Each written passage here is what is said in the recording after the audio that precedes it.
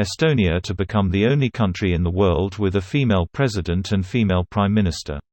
Here's a summary of the article. The other 3 countries with a female head of state and head of government are New Zealand, Denmark, and Barbados, all with a queen and a female prime minister. Kersti Kaljulaid is the first female president of Estonia since 2016. Estonia has coped with the pandemic well, partly due to the building of the digital state over the past 20 years, which has been like a great preparation for dealing with the current crisis that has hit the whole world. The new government is challenged to bring the country out of the pandemic successfully.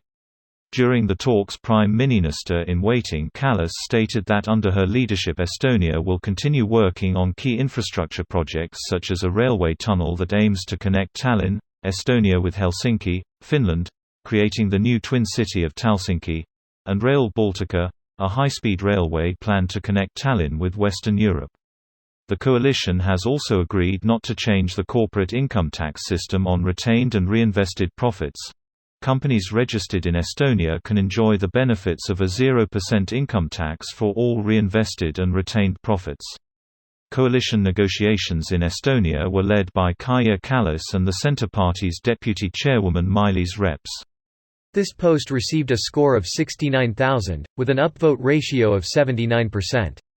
Here are the top comments in response to this article. Denmark has a female head of state, Queen, and now the second female Prime Minister. The UK had the same when Theresa May was Prime Minister. Edit: Theresa May was also our second female Prime Minister with a female head of state.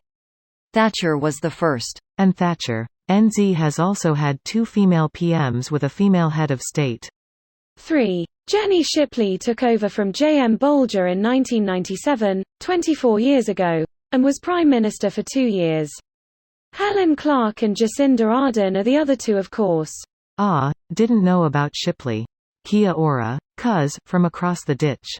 She was drinking coffee at the table right next to me in Ponsonby a few weeks ago. How many countries have a president and a prime minister though? According to a brief scan of Wikipedia, it's around 40. So few? Does that not count equivalent titles like the German Chancellor? Well, a lot of countries have executive presidents. Most of the Americas, Africa, a lot of Asia. Europe's and Europe Junior, Oceania, are kind of unique in parliamentarianism.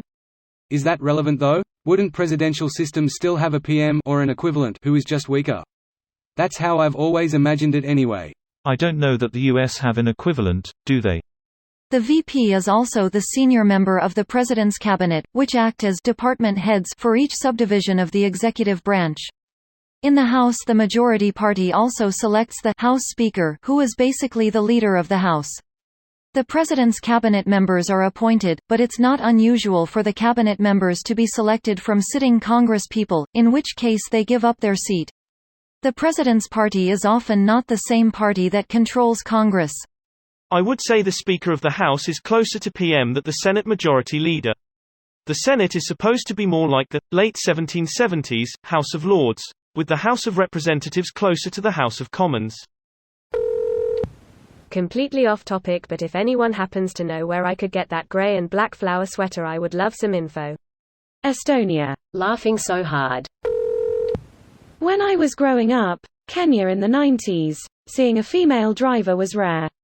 I only knew my mum as a female driver. Now it's 50-50.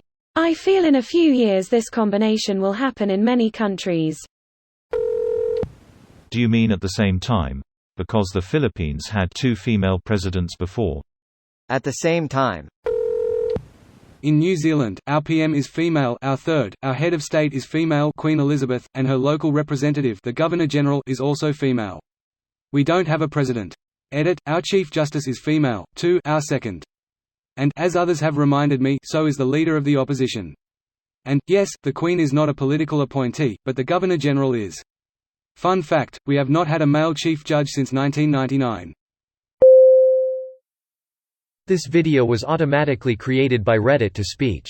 The article and comments in this video were selected from Reddit according to their upvotes, and any paraphrasing was performed by smmry.com, without any human intervention.